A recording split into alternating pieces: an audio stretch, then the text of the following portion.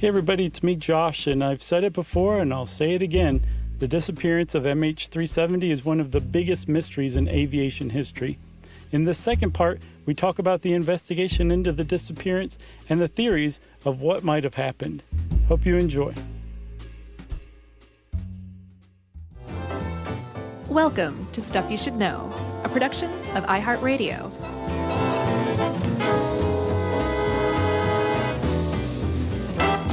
Hey, and welcome to the podcast. I'm Josh Clark, and there's Charles W. Chuck Bryant, and this is part two of two about MH370, the most mysterious disappearance of any airliner in the history of modern aviation.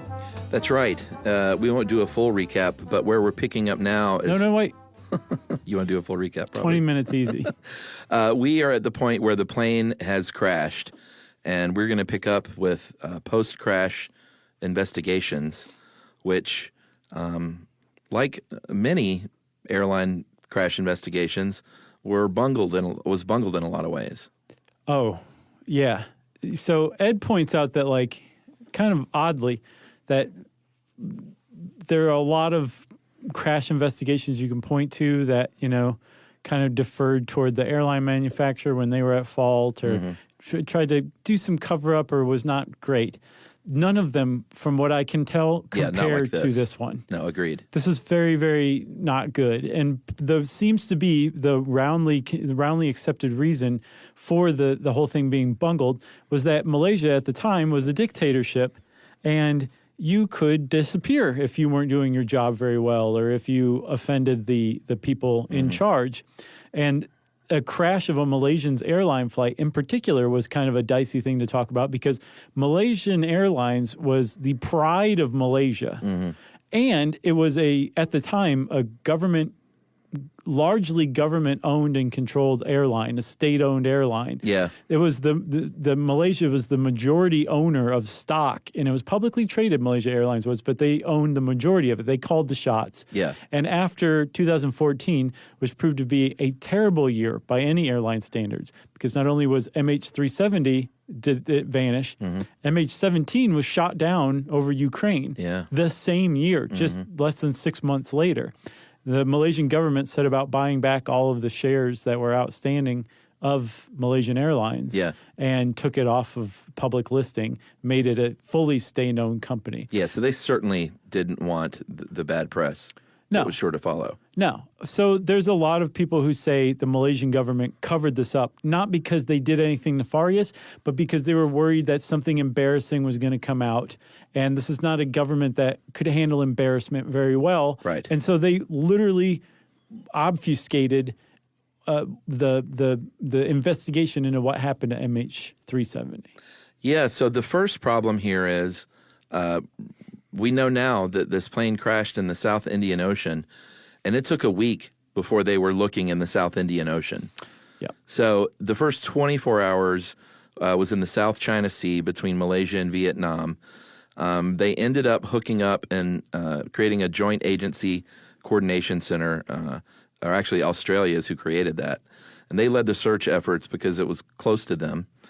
And they found no trace, even after they did all this ocean floor mapping, searching, they had that seventh arc pegged, searched all along there. 120,000 square miles. Yeah, which is, even if you find that seventh arc and you know it's somewhere in here, that's still a vast, vast area.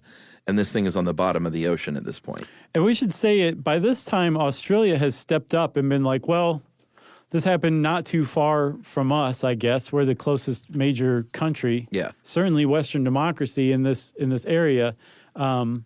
We'll head this up. Malaysia will help you out. And they footed a lot of the bill, which was pretty cool for Australia. $160 million.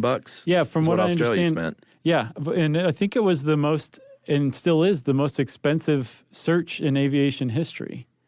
Yeah. Which is kind of surprising. You'd think that more would have been spent, but I think they usually find them sooner than this. This was not found. Yeah. And they searched for 2 solid years for this thing in just on that seventh arc. Yeah. There's a lot of people who at the time were like, no, you know how it forms a circle? Well, there's a northern arc and a southern arc. And some people said, no, northern arc, somewhere it's in Kazakhstan. The southern arc was in the Indian Ocean. Most people said it's probably the southern arc. Right. So that's where they searched, and they still didn't find it. Yeah, and it took so long to even get there. By that point, there were a lot of things. If you had that first 24 hours, it's sort of like a murder investigation. That first day is so key. The first 48? Yeah, is it 48? Yeah. I'm narrowing it down to 24, buddy. Yeah, okay. So Malaysia then heads up what's called a joint investigation team. The U.S. was involved, China, Britain, and France. This was the one that was meant to follow the protocols of just the internationally agreed upon accident investigation to make air travel safer for everybody. And Malaysia did not help out very well. No, so they issued, the Malaysian Ministry of Transport issued a preliminary and a final report. The preliminary report, Ed describes as more or less a reprint of the Boeing 777 manual. Just like, well, here was the plane. Which I think is kind of standard to have technical information, but this not as the whole report. Right. And then the second one, the final report, basically pointed out where air traffic control failed along the way. Yeah, and I saw in that Langweiss article that they were, politically speaking, the easiest targets. They were not going to, there wasn't going to be any backlash by kind of taking them to task, especially taking the Ho Chi Minh air traffic controllers to task too. Yeah. They should have been taking to task. 18 minutes is a very long time to let an airliner in your jurisdiction just be disappeared. Right. So that was a big problem. But the Malaysian Air Force also should have been criticized for covering up the fact that they hadn't done anything for an hour, that they were tracking this unidentified airplane in their airspace, and let an entire search, multinational search, be mounted in the South China Sea. Yeah, in the wrong place. For like a couple of days before they were like, actually, yeah, we think they went this way. Yeah. You know? Because it takes a long time to even assemble that kind of search squad. Yeah. So I think if they searched for 2 days and didn't get started till a week later, that's like 4 days just to like move. Right. You know? And so in that time, an oil slick, a debris field, all that stuff can just vanish. Yeah. And an airliner really can, in an area the size of the Indian Ocean, especially even when you know where to look, can just disappear. That is why a lot of people say we will probably never find MH370. There's another couple of reasons why too. Are we going to get to those? Sure. Okay. The police in Malaysia, and this bore a little bit of fruit, they conducted some background checks on everyone on the plane, and they did find 2 passengers who were Iranians that had stolen passports. Apparently they were just seeking political asylum, though, although that does factor into some of the conspiracy theories that pop up later on. Yeah, anytime you have 2 Iranian nationals traveling under fake passports on a plane that disappeared, some people are going to say, sure, I don't know about that one. Yeah, exactly. And then here was the one thing about their final report from the police, is they described Captain Zahari basically saying, like, this guy was great, nothing wrong. He was a great pilot. Nothing to alarm anybody here about Captain Zahari. Nothing to see here. And that's in the final report. And we'll get to him, but that does not appear to be true. No. So after the search, after 2 years and $160 million and 120,000 square kilometers. I think it said square miles. Still a lot of square miles searched. The Australians, the Malaysians, and the Chinese that made up the tripartite commission that were kind of running the show in this search said officially, we don't know what happened. All we can say is that we believe MH370 ended somewhere in the southern Indian Ocean. That's the official stance on what happened to a vanished airliner, that they said we don't know, and that's as far as we're going to go. Yeah, and I do want to point out quickly, there was one private agency called in, or I think volunteered, called Ocean Infinity. From Texas. Yeah, they performed a search basically pro bono. If they find the plane, they get paid. But just as a sort of a nerd in this way, I looked into that company. They are awesome. Yeah, they are. It's really cool, man. They are. They call it seabed intelligence, and it's like James Cameron style stuff. Right. the resources and the toys that these dudes play with. Yeah. It's pretty cool. Yeah, they'll have a mothership. Well, at least this is what they did for the MH370 search. They have a mothership. Yeah. And I think the mothership goes through and maps the underwater terrain in 3D first. And then that forms their search area. They release some autonomous drones. Yeah, they look like torpedoes. Yep. But they're drones that can be controlled from this mothership. And they go through and scan using sonar, like in detail, the seabed. It's so cool. And high-res photography. It's like really cool stuff. It works really well. Ocean Infinity has a great track record in finding stuff. They're who I would call. They found like a missing submarine from Argentina. They found a bunch of other things. I would call them too, by the way. We should get them on the. We should hire them out for the Tybee Island nuke. We totally should. I'm surprised they haven't just done that for fun. Yeah. As a matter of fact, I think they should. Solve a mystery. Yeah, of the broken arrow or the empty quiver. And they're like, we spent how many multi-millions of dollars just to say we solved that mystery? Right. Wait, is someone going to pay us for this? No. They're from Texas, so anytime they find something, they don't think about that. Instead, they just shoot their 6-shooters into the air. That's right. I forgot about that. Right. So that's fine. That's good enough for them. That's pay enough. But Ocean Infinity, they know what they're doing, and they still couldn't find MH370. Yeah, they couldn't find it either. There were some things that were found in this search. Number one, this was uncharted territory. And now huge swaths of it are now mapped. They found an underwater volcano, an enormous one that they had no idea existed before. They found a couple of shipwrecks from the 19th century that had just been totally lost. Yeah. But they still found no trace whatsoever of MH370, despite 2 major searches and an official final report from Australia saying, we don't know, we will probably never know. All we can say is that the flight ended almost certainly in the southern Indian Ocean. That's right. And we should shout out the independent group. This is an online group of enthusiasts. Internet sleuths. Yeah, who got together to try and figure this out. And Ed even pointed out, like, you hear internet sleuths and you're like, come on, get off the tinfoil hat.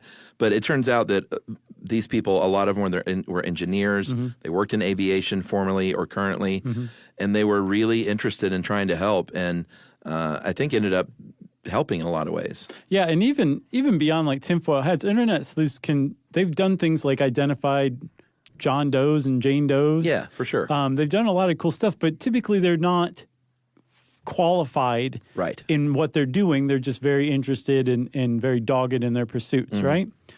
With the independent group, these are actual like people with PhDs in electrical engineering and secondary radar and satellites and the stuff that they're doing. They just all happen to come together, bound by their common interest in the search for this plane. And if you go and read, I will give you $1,000 if you can make it through one of their blog posts. Yeah, it's so dense and so scientific. I looked at one of them, but they're so legitimate that the Australian government, when they wrapped up their search, or maybe at some point during it, they actually acknowledged and thanked the independent group for their work because they were relying on it to some extent. Yeah, and I'm sure like no one ever, in this kind of thing or search and rescue, no one ever wants this to happen, but this is their chance to really get involved and try and do some good.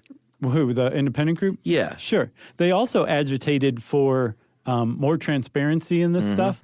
And I think they got their hands, they went a roundabout way. They made friends with some of the family of MH370 just by the families hearing about what they were doing. And from one of the families, they got the raw Inmarsat data at a time when Inmarsat was saying this actually belongs to Malaysia or Malaysian Airlines, we can't release it. Malaysia was saying, well, no, Inmarsat has to release it. They just went around both and got the raw data and were able to really do some much better calculations than they had before with the raw Inmarsat data. All right, so let's take a break and we'll go start up our own internet sleuthing concern. Get that ramped up. What are we going to get to the bottom of? Puppies? Sure. Okay. Why are they so darn cute? That sounds like us. All right, we'll be right back.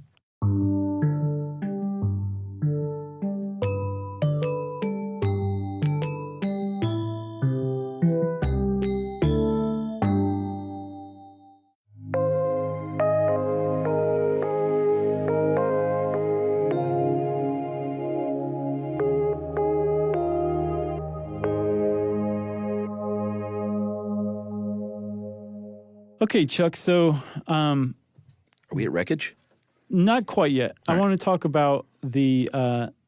Yeah, we are at wreckage. I think that'll tie in nicely to what I was going to say.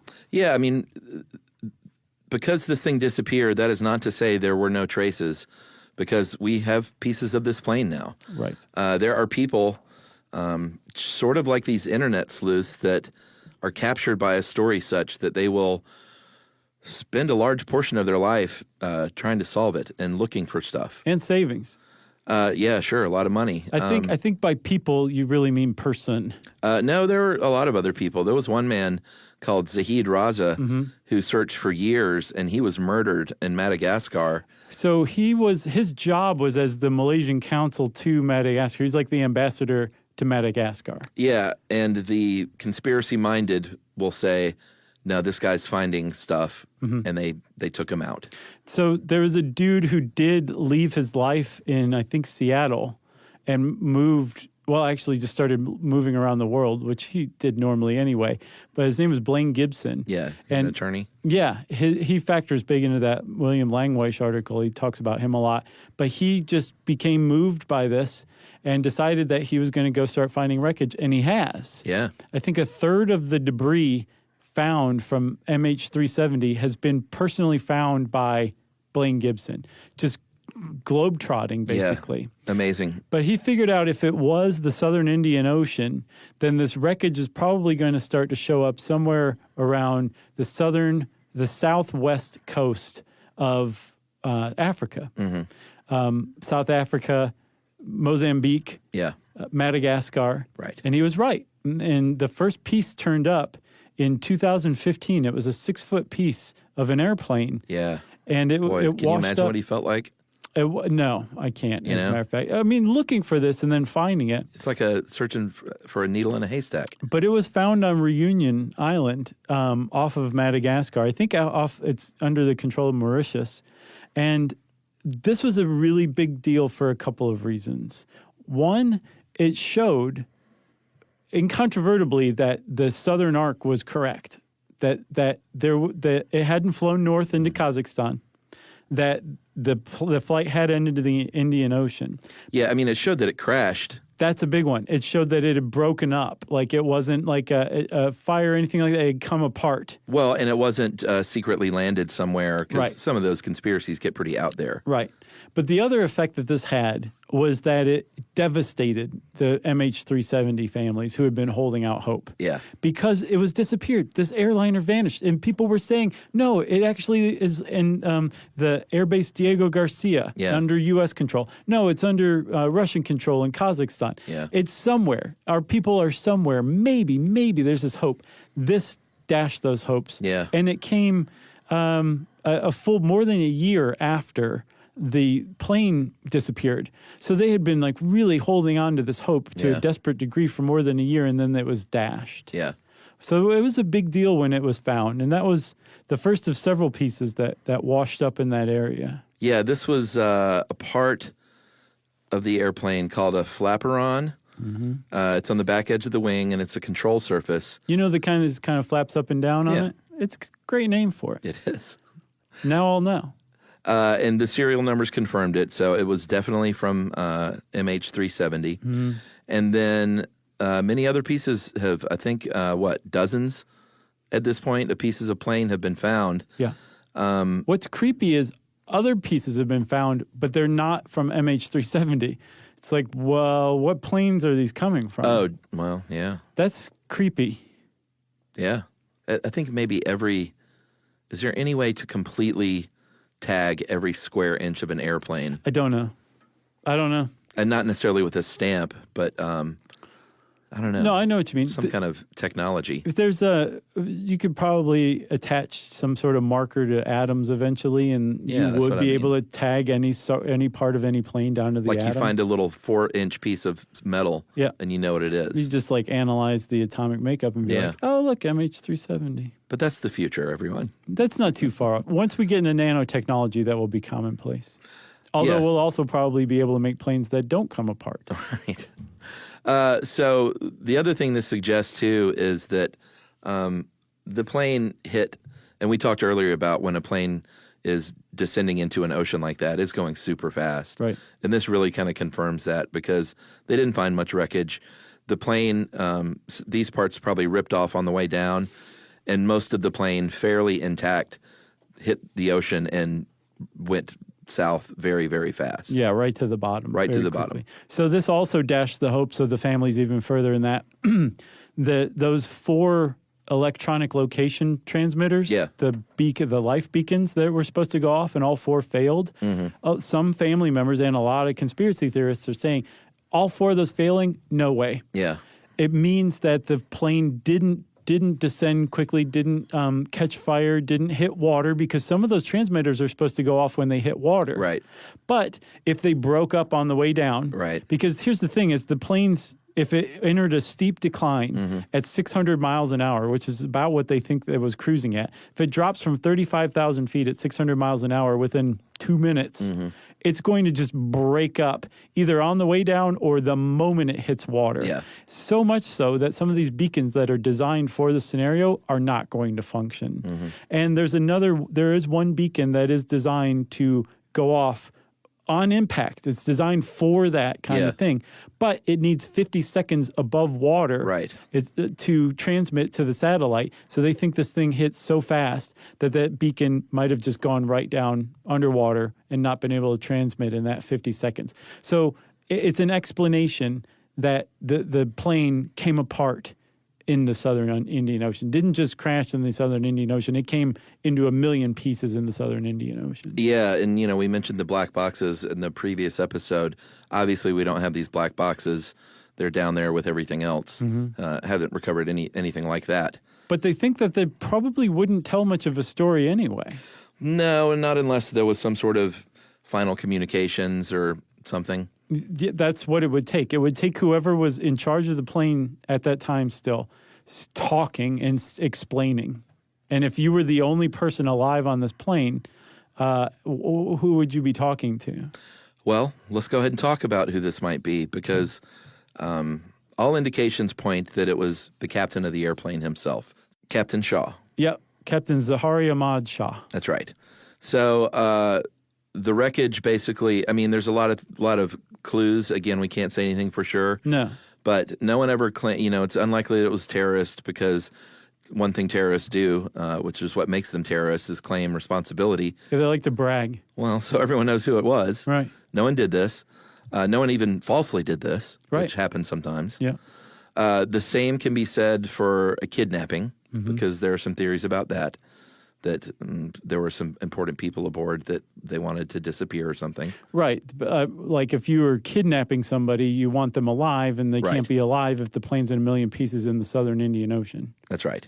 And there were only 2 people on that plane who knew and had the knowledge and access to do this stuff, and that was Captain Shaw and First Officer Hamid.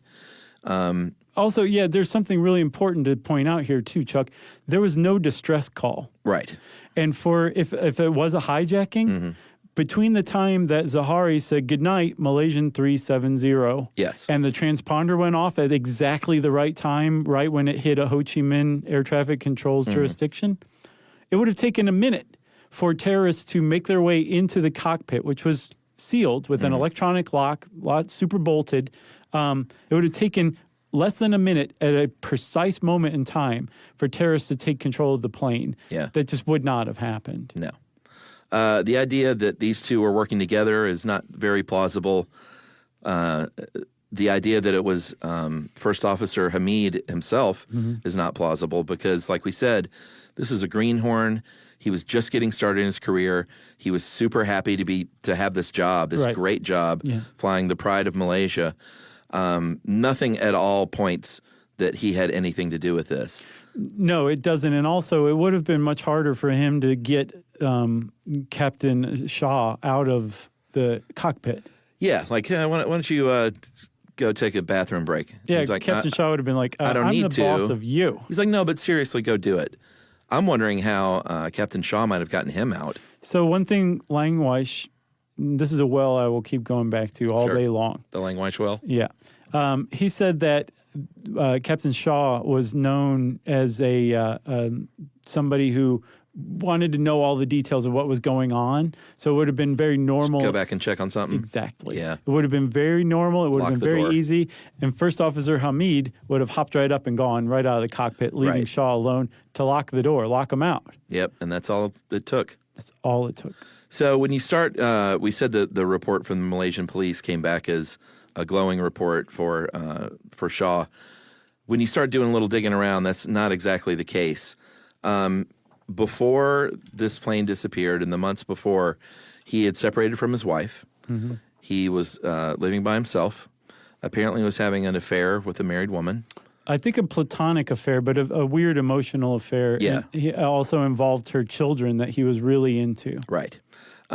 He apparently was very big on social media, but he did not leave like a Facebook post. No suicide note. No suicide note, no video, and he was on YouTube. He did DIY repair things on YouTube videos, Right. which is pretty remarkable. Yeah.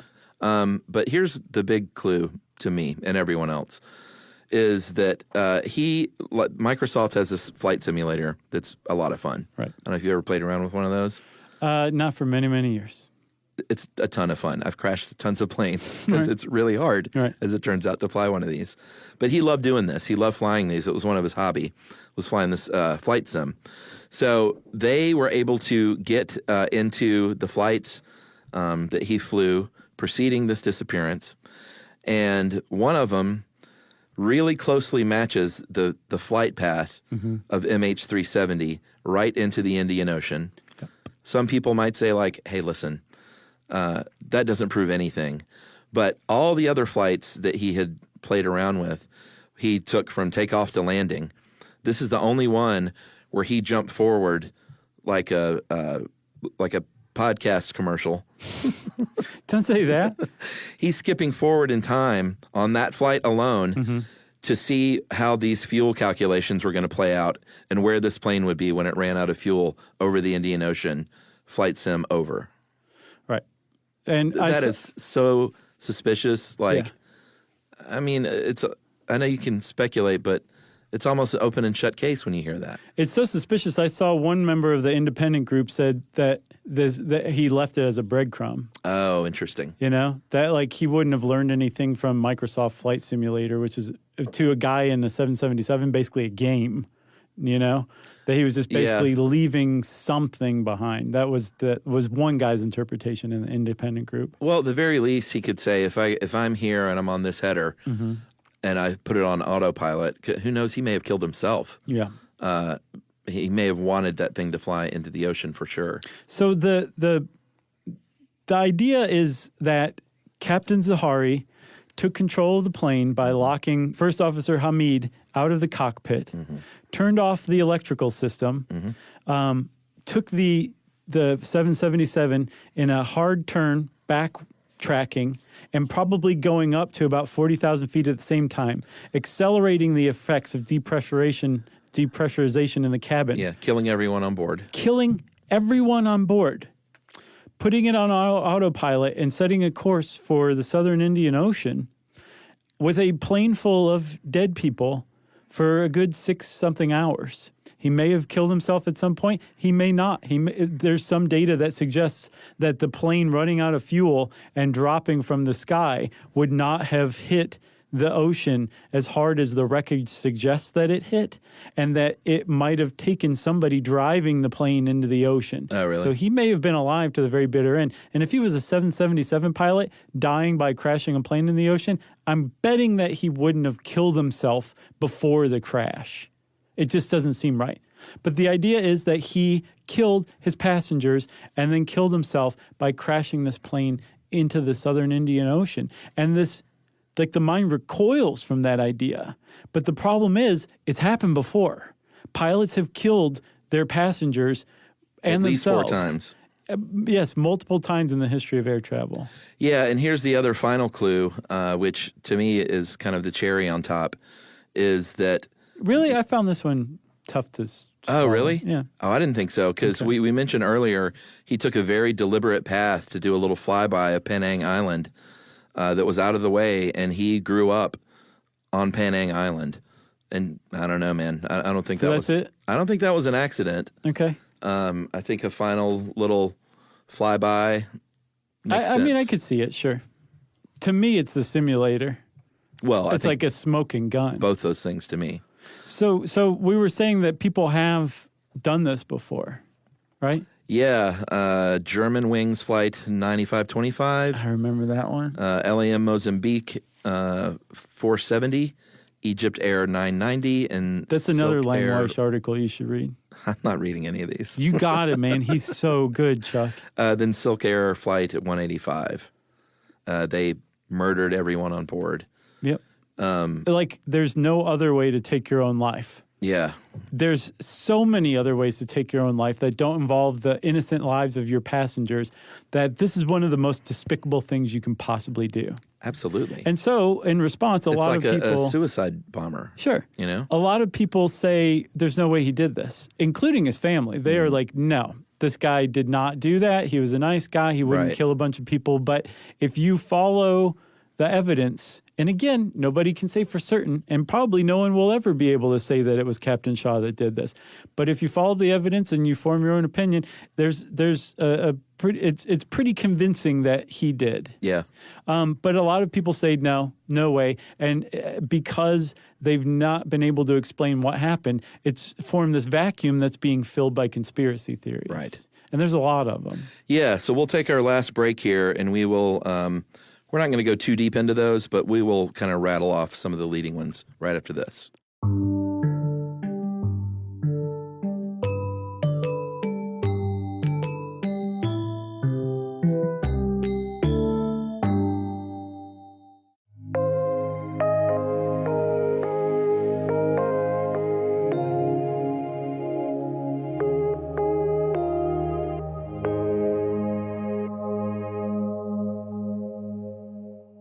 And Chuck, before we, rattle off some of these conspiracy theories, I want to say, because we can't explain this, nobody can say that it was Captain Shaw. Sure. There are some things you can say it's not, like it wasn't an accident, Right. it wasn't terrorists or anything like that. Yeah. But you can't say definitively that yes, it was Captain Shaw. And if this floats your boat, there's a whole rabbit hole for you to dive down with MH370. And there's a lot of other interpretations, but this seems to be among air disaster experts the likeliest explanation. Yeah, we are not saying, to be clear, that it was Captain Shaw. Nobody can say that it was. Yeah, we're just sort of following Occam's razor here and the findings of experts, like you said, that Right. it's the cleanest explanation there is. Yep. All right, well, some things that aren't so clean. Should we go over some of these? This was compiled by theweek.co.uk. The Week. I didn't see, I didn't see any authorship, though, on this one.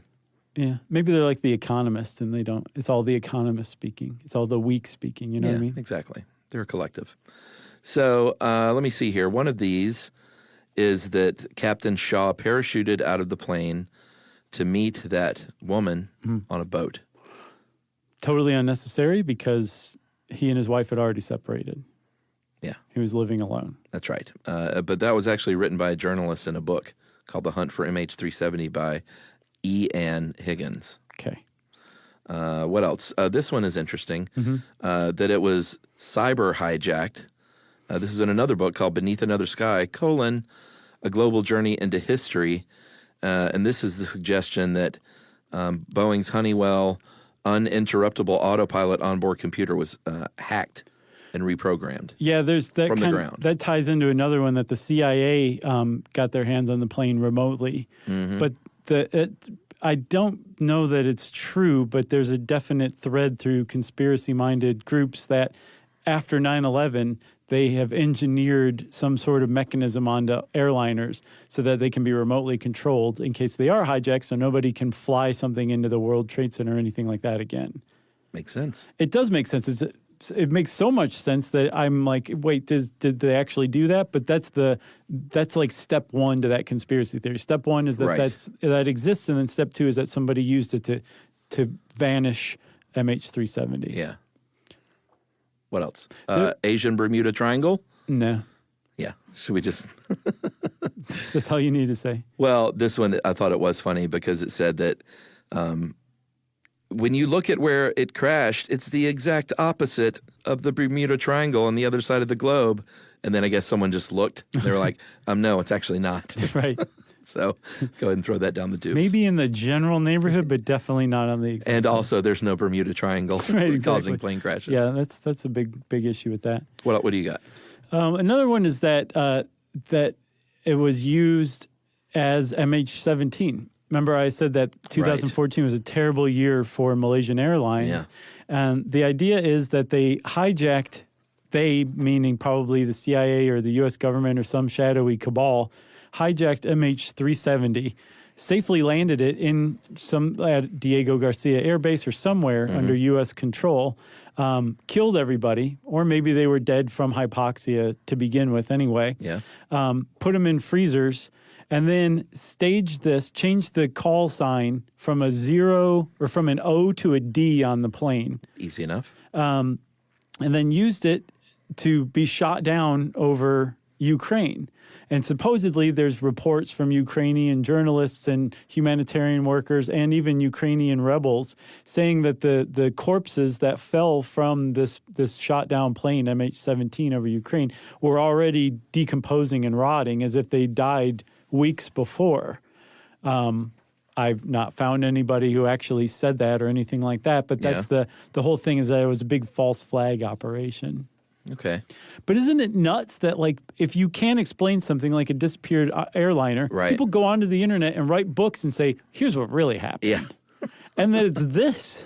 Yeah. Think about the level of distrust we have for the people running the show, that this has an audience. Yeah. Like, I do not blame anybody who believes stuff like this, because we've been lied to for so long that you can buy this. Yeah. You know, that some government agency would hijack a plane, kill everybody, and then use it to pin it on, Putin-controlled Ukrainian forces. Right. Come on. Yeah. It was Hunter Biden. Right. So here's another one that I thought was interesting, and I'm saying it's interesting as like, could it be? But if you go to look at passengers on an airplane and try and find a thread, you might want to look at the fact that there are 20 people that worked for a company all on board called Freescale Semiconductor. So I hear that and I think, well, we should at least look into this. Sure. Is there any reason someone would want to tank this company or tank 20 people important people that worked for this company? And the theory is that they might have been killed by a plane crash, either for secret technology or to manipulate stock prices. Right. And apparently that company helped the NSA or the CIA or the U.S. government in general create some of its PRISM program surveillance technology. So they were supposedly already in cahoots with shadowy agencies within the U.S. government to begin with. And since this plane was headed to Beijing, China, perhaps this company was going over to work with China now, and the CIA didn't like that, so they did this. Pretty interesting. As you said, interesting. Yeah, that's all it is. Yeah. And then there are other various ones, from life insurance scams to false flag hijackings to alien abductions. Apparently 5% of Americans surveyed believe it was abducted by aliens. Believe MH370 was abducted by aliens? I saw that and my brain wouldn't accept that. I think I just saw it as 5% of Americans believe in alien abductions. No, I can't hear what you're about to say. It's just some dumb survey. Okay. You got anything else? No. Well, if you want to know more about MH370, friend, meet your new hobby, because it is all over the internet, and you can follow whatever thread you like. And since I said that, it's time for listener mail. This one's a bit long, but boy, is it a good one, and super important one for this gentleman and his family. Hey guys, my name's Tyler. I live in Michigan. I got a story for you. The Sunday before Thanksgiving, my family and I woke up and went around business as usual. I was playing a video game with my two boys, and my wife said she was going out to the garage to get something and walked out the door. After about 10 minutes, my neighbor banged on the door. I opened it to see my next door neighbor pointing at my wife, laying motionless on the ground in front of my car. Full-on panic mode set in. I ran the 10 feet or so to find her not breathing, fingers and face already blue, and my neighbor started calling 911. Luckily, I remembered some advice from your CPR episode. Not only how much pressure to apply to the sternum, which is a lot, but the rhythm No. And I began to sing Staying Alive That is so great. by the Bee Gees in my head as I did the chest compressions. Trying to sing along while my adrenaline was pumping was not easy, but I did my best to stay calm and keep singing that part of the song in my head. The colors started coming back to her face a little bit after I started. The EMTs and police were at my house within 5 minutes and used a I always mess that word up, defibrillator on her 3 times, gave her 3 shots of epinephrine. Oh my gosh. Before they finally got her heart beating again. Her brain went without blood for 20 minutes, though, and as a result, she's been diagnosed with brain damage. She's got a long road to recovery ahead of her, but the doctors think she has a good chance because of her age. Her heart had a severe arrhythmia that ultimately caused cardiac arrest. I'm doing the best I can for her and my kids while she heals. I'm the primary provider for my family while my wife was the primary caregiver. Having to take off work and take care of my kids has been really scary, but I've gotten tremendous support from friends and family here in my time of need. So I just want to thank you guys for the work you do. Without your podcast, I likely would have been burying my wife instead of visiting her in the hospital. What? Right. This is like Christmas time, too. Chuck, I wasn't prepared for this one. You could have given me Sorry. stuck me in the hand with a needle or something first. Sincerely, thank you both so much. That is from Tyler Elliott. He said, if you guys read this on the show, could you shout out my best friend, Justin? Sure. He got me into the show back in the day and has been there for me and my family every step of the way. So Justin is the one who should be thanked, really. It all, in a weird way, comes back to Justin. Man, what is his name again?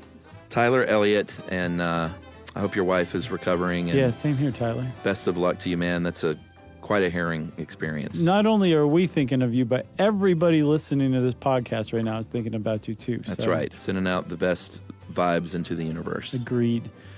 Wow.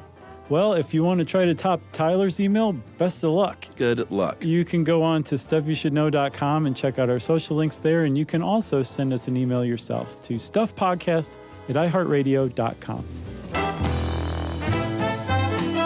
Stuff You Should Know is a production of iHeartRadio. For more podcasts from iHeartRadio, visit the iHeartRadio app, Apple Podcasts, or wherever you listen to your favorite shows.